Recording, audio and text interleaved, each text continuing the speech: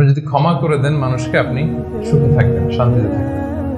আমাদের হয় চলতি পথে আমাদের বন্ধুদের মধ্যে বা আমাদের প্রতিবেশীর সাথে বা আমার কলিগের সাথে বা আমাদের সমাজে অনেকের সাথে অনেকের নানা সময় এমন বিভেদ ঝগড়া এটা তৈরি হতে পারে, ফলে মনের মধ্যে ক্ষোভ, অশান্তি, ইভেন জেলাসিও আসতে পারে। কিন্তু এটা যদি আপনি কারোর প্রতি যদি রাগ, ক্ষোভ এটা পুষে রাখেন, ইট বার্নস ইউর সেলফ ইনসাইড, এটা ভিতরে আপনারা জ্বালাবে।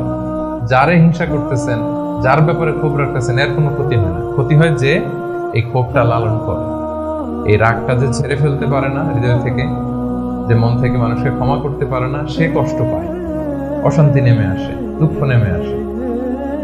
আর যে সিম্পলি ক্ষমা করে দেয় সবাইকে, সে মানে সুখী একটা জীবনযাপন করতে পারে। এবং এটা জরিপেও, গবেষণাতেও দেখা গিয়েছে যে যে অন্যকে সহজে ক্ষমা করে দেয় সে হ্যাপি লাইফ লিড করে। তাহলে 2 নাম্বার কি? ফরগিভনেস, ক্ষমা করে দেয়া। এটা আমরা রাসূল সাল্লাল্লাহু আলাইহি ওয়াসাল্লামের জীবনীতে যদি দেখি, রাসূল সাল্লাল্লাহু আলাইহি ওয়াসাল্লাম কি পরিমাণে যে ক্ষমা করেছেন, তো আপনারা নিজেরাও জানেন যে কত ঘটনা। ওনার পুরো জীবনীটাই তো ক্ষমা। সবসময় ক্ষমা করে দিতেন, মনে দুঃখ পুষে রাখতেন না কখনো। এবং সাহাবাদেরকে বলতেন তোমরা ক্ষমা করে দাও। এক সাহাবী এসে বললেন, ইয়া রাসূলুল্লাহ, আমার তো অনেক কৃতদাস, ওরা শুধু কাজে ভুল করে, ওদেরও কি একটু পানিশমেন্ট দেওয়া উচিত না? রাসূল সাল্লাল্লাহু আলাইহি ওয়াসাল্লাম বলতেন, না। তো কি করবো? ক্ষমা করে দাও। কয়বার করবো? বলেন দিনে প্রতিদিন কমপক্ষে 70 বার।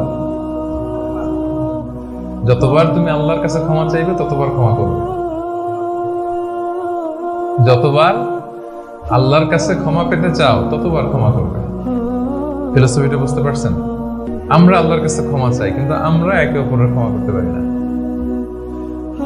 আল্লাহ তাআলা বলেন যে তুমি ক্ষমা করো, আমি তোমারে ক্ষমা করে দেব। তুমি ক্ষমা করো তোমার ভাইদের, আমি তোমার ক্ষমার ব্যবস্থা করতেছি।